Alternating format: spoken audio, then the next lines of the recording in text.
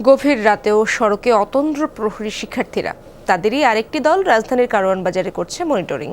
দাম সহনীয় রাখতে পণ্য পরিবহন, আড়ত, পাইকারি এবং খুচরা পর্যায়ে রসিদ বাধ্যতামূলক করার প্রস্তাব শিক্ষার্থীদের। এদিকে ডাকাত প্রতিহতে সংঘবদ্ধ বিভিন্ন এলাকার বাসিন্দারাও। কালার এক্সপার্ট, জর্জ স্যাপ এবং মাইল্ড অন হ্যান্ডস টেকনোলজি সমৃদ্ধ অরিক্স ক্রিস্টাল ওয়াশ আপনার লন্ড্রি এক্সপার্ট। ঘড়ির কাঁটায় তখন রাত 2টা বেজে 15 মিনিট।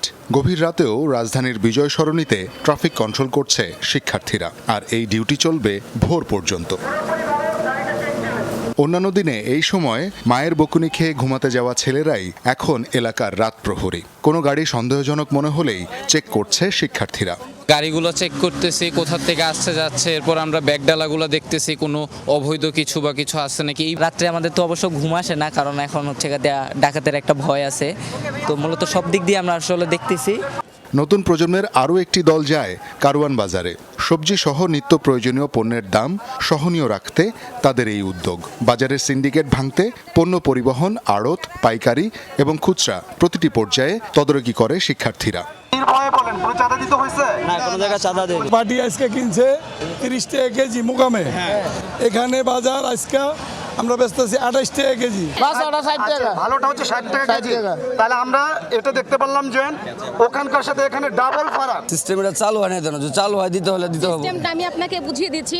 আরোদের একটা রিসিপ্ট দিবে এবং পাইকারি যারা কিনবে তারা রিসিপ্ট দিবে, আপনারা একটা রিসিপ্ট নেবেন। কৃষকের মাঠ থেকে খুচরা পর্যায়ে পণ্যের দাম কয়েক গুণ বেড়ে যাওয়া থামাতে রসিদ বাধ্যতামূলক করার প্রস্তাব শিক্ষার্থীদের। গত 15 বছর যারা ক্ষমতায় ছিল তারা এই সিন্ডিকেটটা দখল করছে।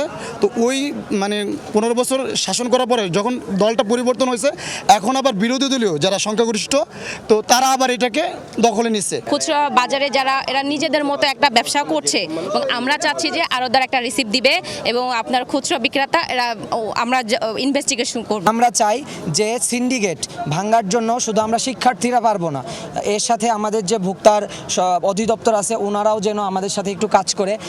এদিকে ডাকাত প্রতিহত করতে রাজধানীর প্রায় সব এলাকায় অধিবাসীরাই দলবদ্ধ হয়ে পাহারার ব্যবস্থা করেছেন।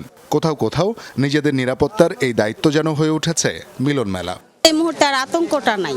এখন মনে হয় যারা ডাকাত বা যাদের সন্দেহ করা হচ্ছে তারাই বোধহয় এখন আসতে আর কি ভয় পাবে। আমরা এখন পর্যন্ত পাইনি, আমরা খালি খুঁজতাছি, বুঝছেন? আমরা অপেক্ষা আছি যে পামু কিনা। দুষ্কৃতিকারী সুযোগ সন্ধানী, এই সুযোগ সন্ধানীগুলি অ্যাকচুয়ালি এই ঘটনাগুলি ঘটাচ্ছে। তারা রাত্রে বের হইতে পারে না, বিশেষ করে মহিলারা।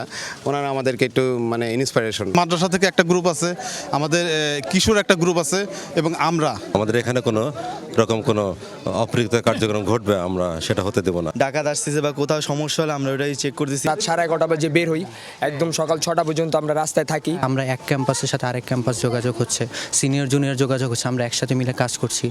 সবার প্রত্যাশা দ্রুতই দায়িত্ব নিবে আইন শৃঙ্খলা বাহিনী। কেটে যাক সকল দুশ্চিন্তা, ভালো থাকুক প্রিয় ঢাকা, প্রিয় বাংলাদেশ। শওকত মঞ্জুর শান্ত, যমুনা নিউজ, ঢাকা।